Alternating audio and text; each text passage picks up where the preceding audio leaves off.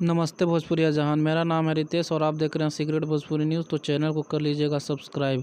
तो मैं आप लोगों को बता दूं कि अंकुश राजा जी के बहुत ही प्यारा गाना नवरात्रा स्पेशल सॉन्ग जिसका नाम है नीम के पतैया डोले, आप लोगों के बीच कल सुबह 6:15 पे यूएफ फिल्म्स प्रेजेंट्स पे सुनने को यह गाना मिलेगा। तो जो फैन अभी तक यूएफ फिल्म्स चैनल को सब्सक्राइब नहीं किए हैं तो जाकर उस चैनल को सब्सक्राइब कर लें सबसे पहले नोटिफिकेशन पाने के लिए, और सबसे पहले गाना सुनने का मौका मिलेगा। तो जाकर चैनल को सब्सक्राइब कर लीजिए।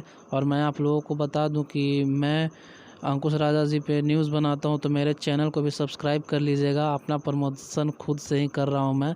तो मैं आप लोगों को बता दूं कि वीडियो अच्छा लगा हो तो चैनल को कर लीजिएगा सब्सक्राइब, और 6:15 में इस गाना को सुनने को नहीं भूलिएगा यूएफ फिल्म्स पे। तो जाकर ज़रूर